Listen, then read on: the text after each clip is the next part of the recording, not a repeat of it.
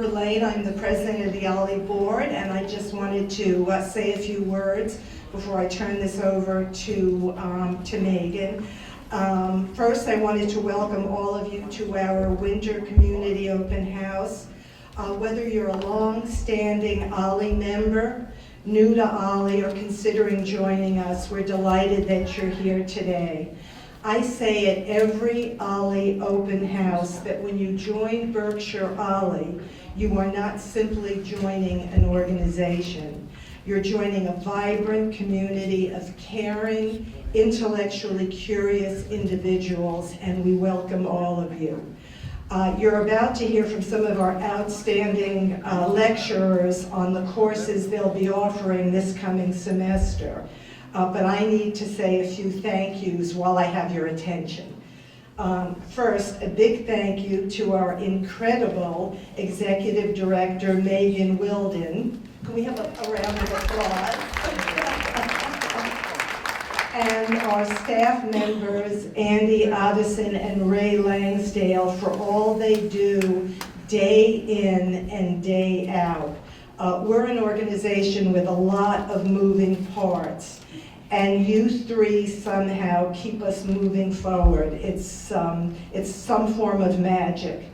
Another hat that I wear is co-chair of the membership committee, and I'd like to take this opportunity to also thank my co-chair, Monica Sinclair, and committee members Carol Sabat, Judy Cromwell, Carol Jones, Michael Margulies, Shirley Shapiro, and OLLI member Ed Lane for hosting and helping out today.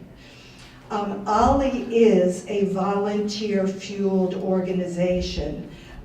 We only have 2 full-time and 1 part-time, employee. We simply couldn't do all that we do without our dedicated volunteers. So I'd like to ask each of you to consider joining 1 or more of our committees. Berkshire OLLI does really need you. Committee work is very rewarding, and it's also a great way to get to know your fellow OLLI members.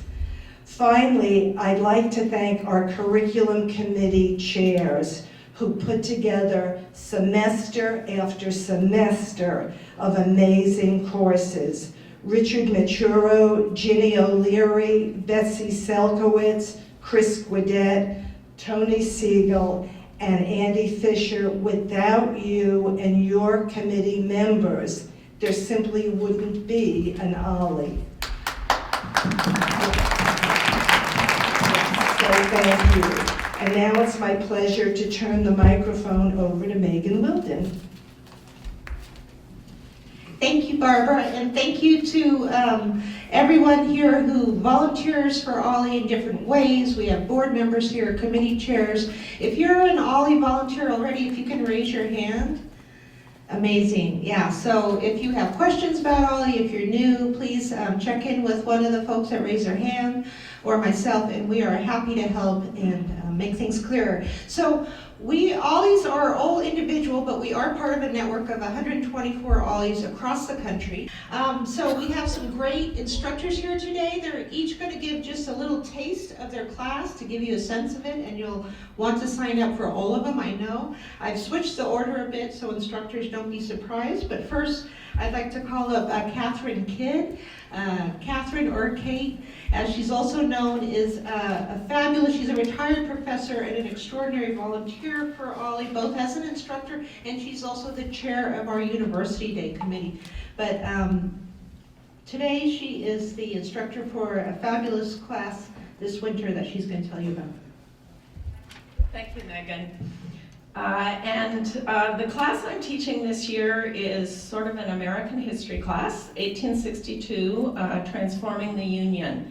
So how many of you remember your Civil War history classes?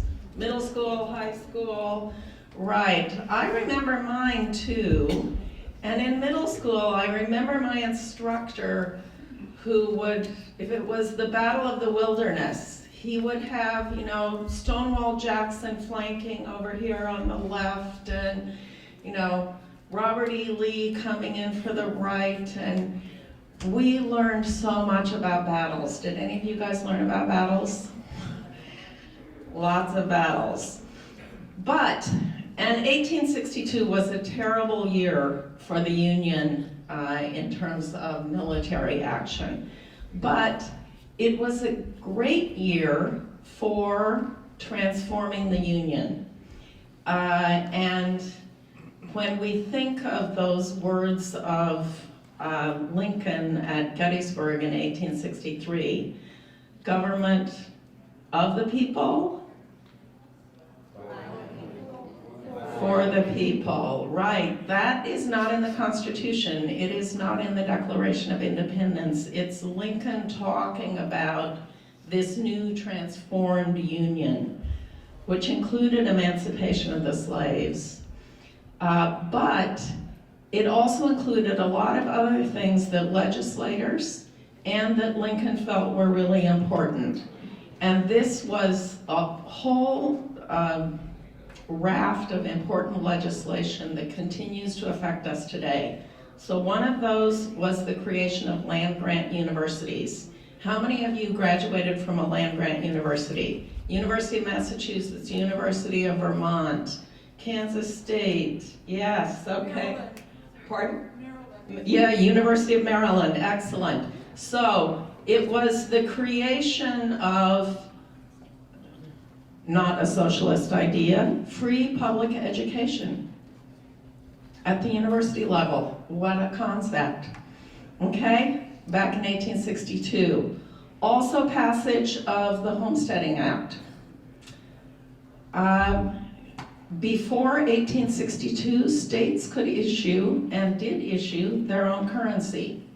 There was no unified national currency until 1862. So the Legal Tender Act was passed in 1862. So if you think about what's going on in Britain today with the Brexit vote, part of that is about who controls the currency. And Lincoln was all about that in 1862. We needed to have a national currency.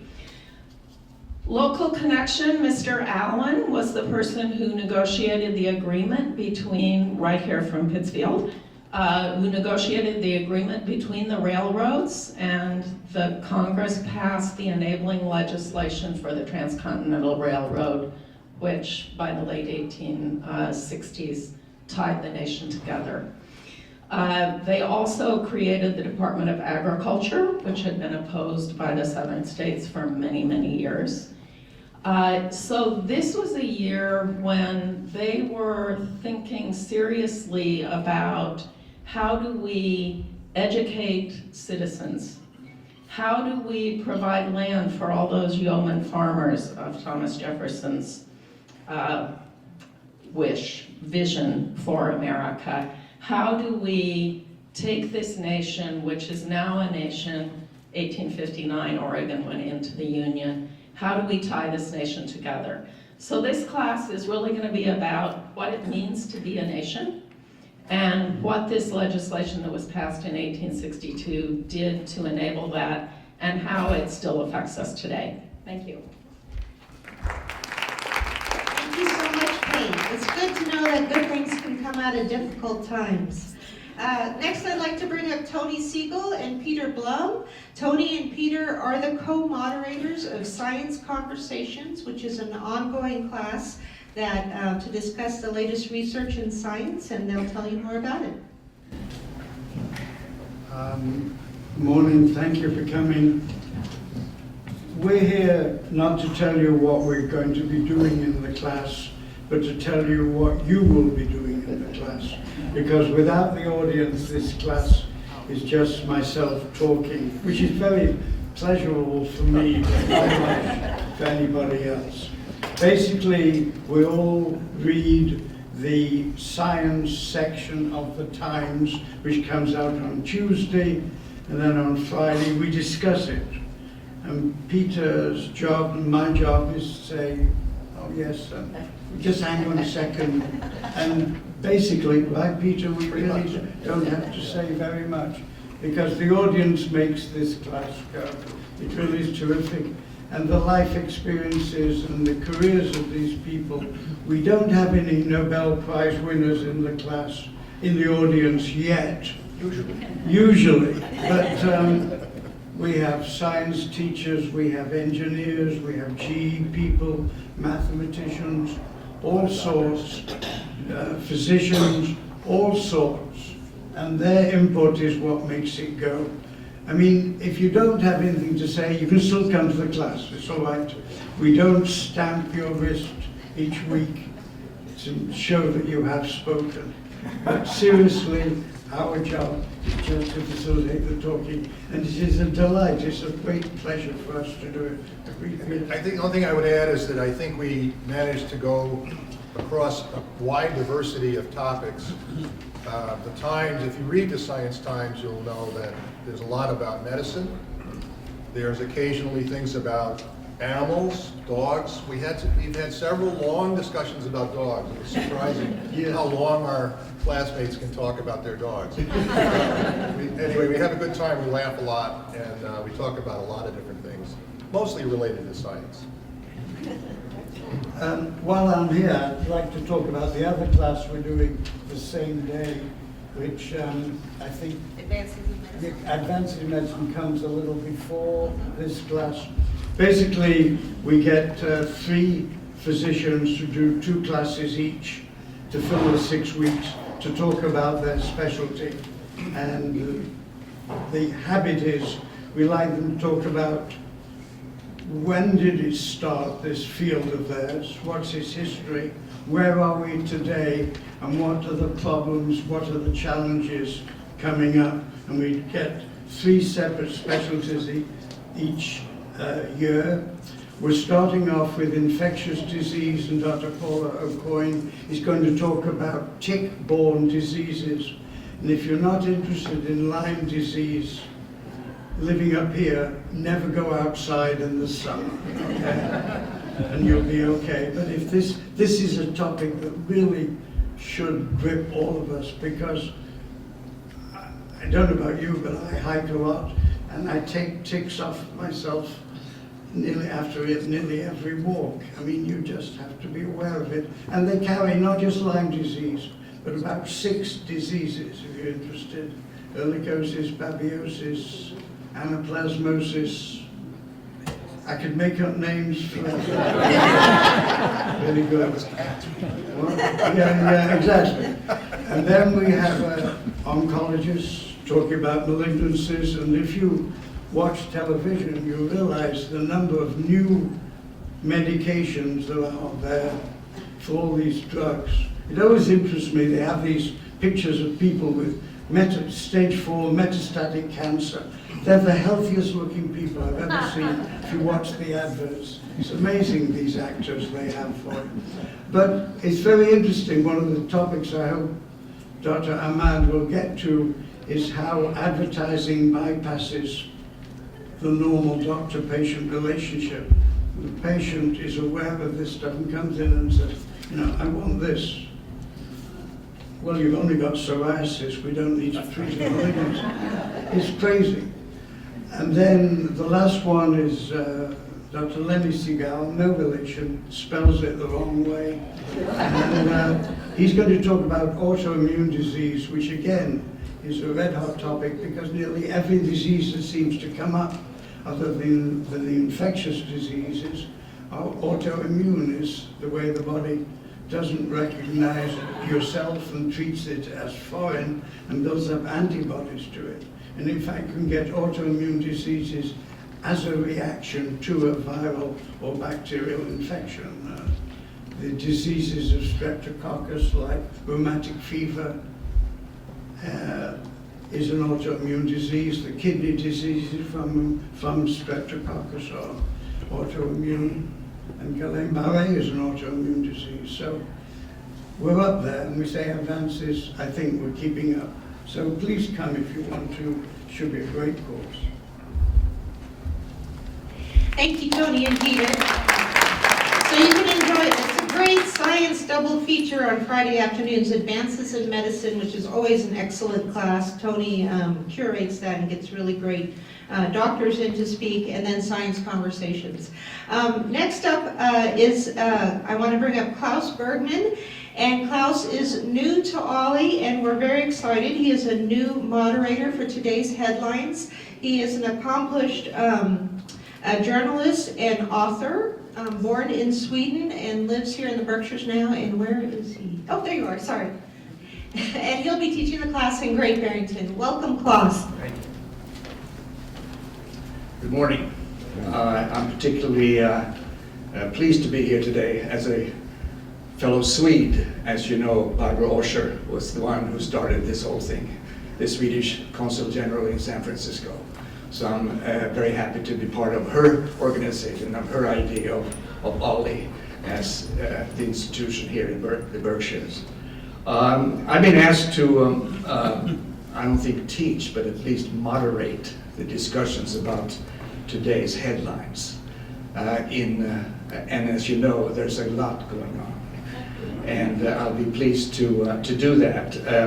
I am a journalist. I've been around most of the world for various newspapers, so I think I have a pretty good grip on what's going on in the world. I am, of course, an avid newspaper reader. I hope some of you are still, because you will be given an article every week to discuss. We can broaden that. I will try to find some themes. Of course, next year is election year, and we all know what that means with the caucuses in Iowa and the primary in New Hampshire coming up early on next year. So the election campaign will, of course, be part of the discussion, and this, and then I will try, because of my international background and my journalistic experience abroad, that I will like to broaden the discussion to not only deal with American issues, but also try to talk about international events, and particularly as they pertain to comparisons with the situation here in the United States, the society we're creating here, not the least Medicare for all and the welfare state and so forth and so on. So the Nordic countries, Sweden, Denmark, Norway, Finland and Iceland, and their experiences will be part of this discussion, I hope, in a meaningful way, so that we can see where we are as a country and where other countries have taken their development. So this is not a lecture course, of course. This is a course that I hope and really would demand or require good participation from all of you who desire to come to BCC in Great Barrington, where I live, starting on January 14. And we'll have 6 sessions, and I hope it's going to be a fun and interesting time for all of you. Thank you very much. Thank you so much, Klaus. So he'll be teaching Tuesdays in Great Barrington, Tuesday afternoons, or moderating that class. So we offer today's headlines every semester, and of course every semester there's always a lot to talk about. Next up is another new instructor to OLLI, Doug Robbins. Doug runs a media production company, but his real love is photography, and he's going to share the art and science of photography with his students. I want to let you know that his class is limited to 12 people, and we have at least 10 signed up, so if you hear him and you want to sign up for the class, I would run over and talk to Andy immediately, maybe while he's talking. So Doug, welcome. There's way too much pressure for me. And clearly, what I'm looking to teach is nowhere near as cerebral as what I've listened to in the last couple of minutes.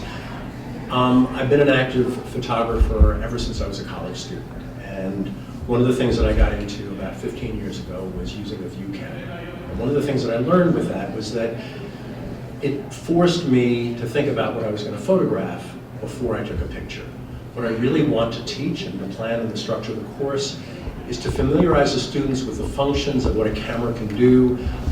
Like a computer, we all get very intimidated with the technology of a camera. The camera's there to capture what your vision is. First and foremost, it's a matter of studying what it is that you want to capture. And what I plan to do is take apart in 6 weeks, depth of field, ASA, shutter speed, focal lengths, and so forth. But more than the technology, understanding what each component of a camera can do to help you take your previsualization into an image that's not a snapshot, but that's a photograph. I don't really have much else to say. That's it. I think that one footnote is that it will require an interaction of all the students in the class to do homework and assignments. The only way you're going to learn how to take good photographs is by going out and taking photographs. And I'm looking for this to be fun, not a pressure. It's something I'm really looking forward to doing and enjoying. Anyway. Thank you. And one of the wonderful things about OLLI classes is there's never any pressure, there's no grades, there's no tests. Sometimes there is homework, but if you don't do it, you don't get in trouble. But of course, with photography, you totally should do it. So forget I said that. I'm going to switch the order up, and now I'd like to bring up Greta Finney. And Greta's also a first-time instructor. Wow, this is great. And the amazing thing about all the instructors, besides the fact that they're so good and so knowledgeable, is that they are all volunteers. They all volunteer their time and their knowledge and their talent to teach these classes because they love their subjects and they want to share them with you. And Greta will be teaching loving kindness meditation. And this class filled up faster than we could imagine when the catalogs went out. So the first session of that, which is on Wednesday afternoons, is completely full, but Greta was gracious and kind enough to agree to teach a second session, which will be Tuesday afternoons in Great Barrington. And again, those classes are limited in size, so if you want to sign up for that class, I would also recommend doing that today. And Greta's going to talk just a tiny bit about the class. Thank you. Wow, I'm amazed to find myself up here. One of the things that I have always appreciated about OLLI is that it gives people the opportunity with amazing expertise and experience to share it. And it's so important for us to have the opportunity to do that. And in that context, I realized, because friends had repeatedly asked me on various levels to share my love of a particular form of meditation with them, that this might be a context to do it. And so I put it out there, and I'm a little amazed. One of the things when people write about aging and healthy aging and what's really important in terms of our long-going well-being, social connection is high on that list. And so this is a form of meditation that comes out of the mindfulness tradition, and there are several ways of practicing mindfulness. And it's said that the best form of meditation is the one that you actually do. So this is an opportunity to explore a particular form of meditation and see if it is powerful for you. My own experiences in my own life that this has been transformative in a lot of ways, not overnight, not even knowingly, sometimes until after the fact, and I realized, wow, that's where that went. So I'm heartfeltly offering this. It'll be a class where we will explore. It's like a journey where you set out with no known destination, and we will see on an individual basis where it can take you. So I'm happy to welcome more people into the class and look forward to sharing this practice with you. Thanks. Thank you so much, Greta. We have 3 more instructors to hear from, and the next one is Robert James. Also, Robert, have you taught for us before? No, I haven't. Okay, so yeah, we're on a roll here. And he's teaching a class called Freight is Great, Supply Chains That Deliver the Goods to You, Fridays in Pittsfield. And I just have to tell you that as a kid, when you read the Richard Scarry books, What Do People Do All Day? That's what this totally reminds me of. And for people that are always interested in how things work and what goes on behind the scenes, I think it's going to be a terrific class. Thank you. This makes for an interesting segue. Greta was talking about how you find your bliss, and I'll be talking about how you get your stuff. So it's quite an interesting transition. One thing I like about OLLI is it's a place of happy knowledge. It's not things that you have to know or need to know for a professional qualification. It's something that you like or even love. And while I'm not going to tell you you're going to love free, but I think you'll find it interesting. For example, have you asked yourself how in the world Amazon is able to deliver something to you in 1 or 2 days from when you ordered it? Or have you considered all the clothing, art, spices, food you find around your house that came from various parts of the world? Well, that's done by a transportation supply system and transportation managers. It's kind of surprising to me that our Florida oranges now come from Brazil. Well, a lot of the apple juice we drink comes from apples that are grown in China. Again, that's something that freight transportation makes possible. If you're the type that's interested in economic statistics, boy, do I have one for you. The transportation sector, led by freight, is estimated to generate $1,070 billion, or 5.6% of our gross national product. But this course isn't going to really be about statistics. It's going to be about how stuff moves from the makers and growers to you. We'll look at things like the series of moves along various supply chains that involve single or multimodal things that move by trucks, trains, ships, planes, and if we have time, even drones. Major transportation hubs such as seaports, airports, rail yards, and warehouses won't be neglected. Each of these modes has unique characteristics in supply chains, and we'll review them in a global, U.S., regional, and local context. We'll look at savvy transportation managers such as Amazon and Walmart, and e-commerce enablers such as FedEx and UPS. Finally, freight movements have major impacts on environment, safety, and economic development. This too will receive attention. At the end of the class, I will ask the class to answer one question. So what? What have you taken away from the supply chain exploration? Thank you. Thank you so much. And if you read his bio in the catalog, you'll see he knows his stuff, and I think it'll be really interesting. Next up, I'd like to bring Tom Hodgson, and he's going to talk about a class that is not in the catalog, but is a first ever collaboration with Williams College. Williams College offers what's called a winter session during the month of January for its students between semesters. And this time, he and Ginny O'Leary proposed a class called Living the Good Life, which is an intergenerational intensive that explores through philosophy and the science of human nature. Because of various deadlines and stuff, it wasn't able to get in the catalog, and we just got the word that it was going to happen last week. So this class, we'll send out an email with all the details to you later today if you're interested. And it's going to be more hours than a normal OLLI class and in a tighter time frame, but it should be fascinating, and you'll be studying and learning and talking side by side with Williams College students. So, and Tom will tell you more. Tom?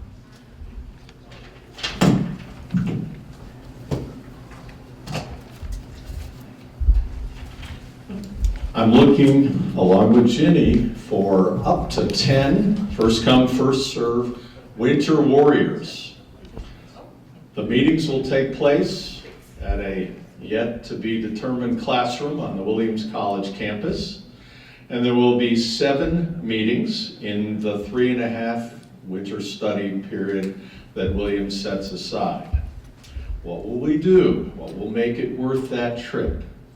Well, the questions we'll be looking at is what can we learn from philosophy and from the sciences of human nature, which have come up with a good deal of interesting research in the last 40 or 50 years about what it means for a human being living now to live a good life.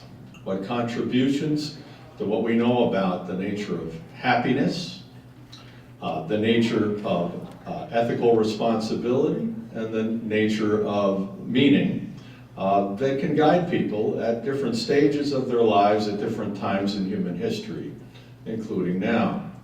So you will arrive on Monday, I think it's January 6th, at 10 o'clock at a classroom to be determined, and begin working with Williams students to discuss answers to these questions. I have with me some of the books we'll be working with and some of the authors.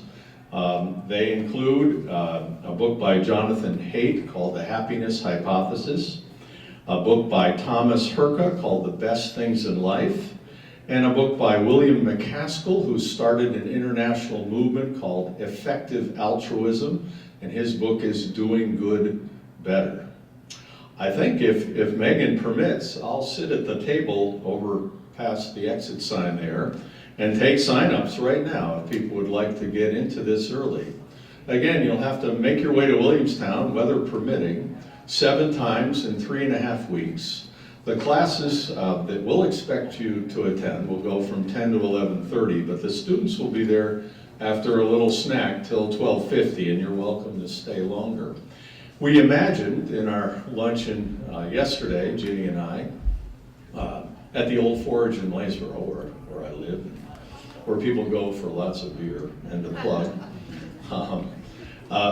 We imagined that if all works out well, we'll finish the course with presentations that involve both OLLI members and Williams students on the kinds of answers they found promising and resources that might be helpful. I will say that one of the best pieces of advice I got at the occasion of my retirement from teaching philosophy for 40 plus years at Phillips Academy in Andover in Massachusetts was get involved with OLLI. So I've taken OLLI courses. This will be the 3rd one I've taught. It's been a wonderful experience. To do this with Williams students and maybe in the future with students at Berkshire Community College is something relatively new and something to which Ginny and I both look forward. So I hope you will sign up. Thank you. Thank you, Tom. That's so exciting, and it's such especially the intergenerational aspect of it. That class is limited to 10 OLLI members, so if you are interested, you can see Tom, or actually best to see Andy in the back, and he can sign you up for that. And it's the same registration schedule as for a regular class, but the hours it does start sooner than our normal semester. So the last instructor that's coming up is not instructor, it's Ellen Croibier, and she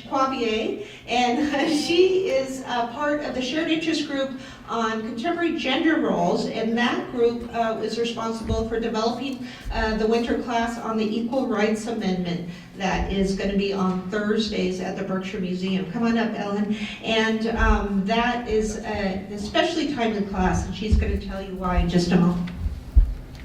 Actually, I think Megan just stole my entire speech, so I'll just be very brief. You've already heard that there is a shared interest group that talks about changing gender roles. That means we're not just talking about the roles of women, we're also talking about changing roles for men. So it is a very interesting course, I can tell you. I am here on behalf of Deborah Kane, who is the curator of the course on the Equal Rights Amendment and who could not be here today. This course is going to be held on Thursdays from 3 to 4:30 in the afternoon, and it is going to be at the Berkshire Museum. So I just wanted to point out for your information that the Equal Rights Amendment was first introduced to Congress in 1923. It was approved by the House of Representatives in 71 and the Senate in 72. It then needed to have 38 ratifications, but by 1979 it had only reached 35 states, and I should say state ratifications. More recently it was ratified by Nevada and Illinois, and as we speak it is in the process of being ratified by Virginia. That would make the 38th state, and that is why this is so timely, among other reasons. So very briefly, the session topics and speakers are going to be as follows. The first session will be the history of the ERA, will be presented by Catherine Kidd, who you heard speak earlier this morning. She's a retired professor of international relations, among her other accomplishments. And the second session will be on legal constitutional issues of the ERA, which will be offered by Professor Tom Garrity of the New York University Law School. The third session will be the ERA and the National Women's Political Caucus, which will be presented by Amy Diamond, who is very qualified to speak on this subject since she is the chair of the Massachusetts Women's Political Caucus, PAC. And then the ERA, abortion and reproductive rights, will be discussed by Professor Carrie Baker of Smith College. Fifth, we have the ERA and issues of family violence and sexual abuse of women, which will be presented by Andrea Harrington, who is the Berkshire County District Attorney. And last but not least, the session will be called For People Like Me, Visibility and Employment in the LGBTQ Community, and that will be offered by Landon Marchant and Leo Haynes, who are Williams College students and LGBTQ advocates. And my last point is Deborah has asked me to note that the correct language of the Equal Rights Amendment, since it is designed to permanently guarantee equal rights for all American citizens regardless of sex as opposed to gender, she urges you all to sign up for the course to hear why this distinction is so important. So, thank you very much. Thank you so much, Ellen. So those are just some of the classes and instructors from our winter semester. So many great things to take. Now finally I want to introduce Monica Sinclair. She is the co-chair of our membership committee. She's on our board of directors. She is the leader of the fabulous, French Conversations Shared Interest Group, and she's also our Shared Interest Group coordinator. And she's going to say a few words. A very few words, because actually I have laryngitis, so my contribution is going to be very short. I just wanted to talk to you about shared interest groups, because they are a great way of exploring things in more depth, of maybe tackling some non-academic subjects as well as academic subjects with like-minded people, and just generally having a good social experience with other OLLI members in areas that maybe you haven't thought of. We currently have 15 SIGs, shared interest groups, and they vary from my very own French conversation group, which is near and dear to my heart, through to photography, downhill skiing, needlework, and we're adding them all the time. And what I'd like to do is bring up one of the founders of one of our newest shared interest groups, Chris Guidet, who is also on the OLLI board. And he is starting a shared interest group about foreign films. And I'm going to hand it over to him to give you some idea of what his SIG is going to be doing. Thank you. Thank you. I've been admonished to keep this to 30 seconds, so thank you for listening. Foreign films are not necessarily an acquired taste, but they're really a wonderful way of enjoying movies, which I do, and getting a completely different perspective on how directors and producers portray life and situations of life in ways that Hollywood does not. Now, there's nothing wrong with Hollywood. Hollywood is fabulous. I love American films too, but foreign films give you another perspective, and if you don't know some of the post-war genres like the Italian neorealism, the French New Wave, the British angry young men, Japanese films, Hungarian, Czechoslovakian films, German films, it's really an eye-opener. Anyway, we have formed this SIG, myself and my co-chair, Anthony Nardacci, who I think many of you know in here, and we're going to meet periodically, and the choice of the films will be decided by the group, and we'll pick dates when we will show them. Probably one of the sites that we're homing in on is the public library in Lee, the Lee Public Library, which is a great facility, has a very big room for the films. And if this is something, oh, by the way, subtitles for all the things, so you don't have to speak a foreign language, the subtitles. And that's all I'm allowed to say. I appreciate everybody who did a warm-up act for me so that I could finish this off. And I encourage you to contact me. My email address and my phone number are in the catalog. Look forward to hearing from you if you're interested. Thank you. Thank you, Chris. And we have lists of all the shared interest groups groups, I really encourage you to consider to look at them, see if there's one that's of interest to you. There's contact information. Chris's contact information is on that. Sounds perfect for the winter especially.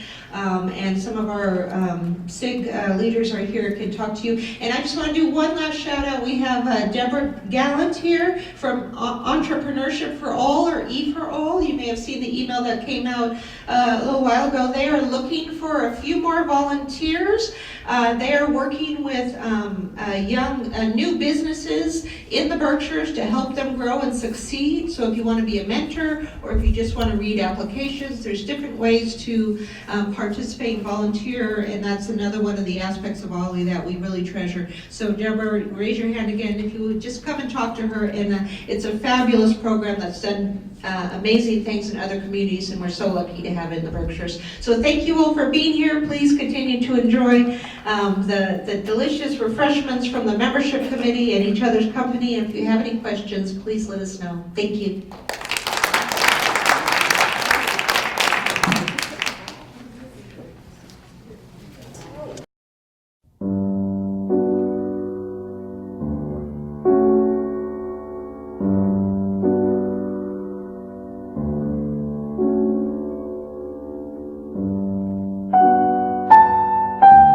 At OLLI, the Osher Lifelong Learning Institute at Berkshire Community College, enjoy learning simply for the love of it. Educational partners Williams College, BCC, Bard College at Simon's Rock, and MCLA provide some of our outstanding faculty. Take a class in the arts, history, literature, and so much more. Contact OLLI today. Meet new friends. Keep your curiosity alive.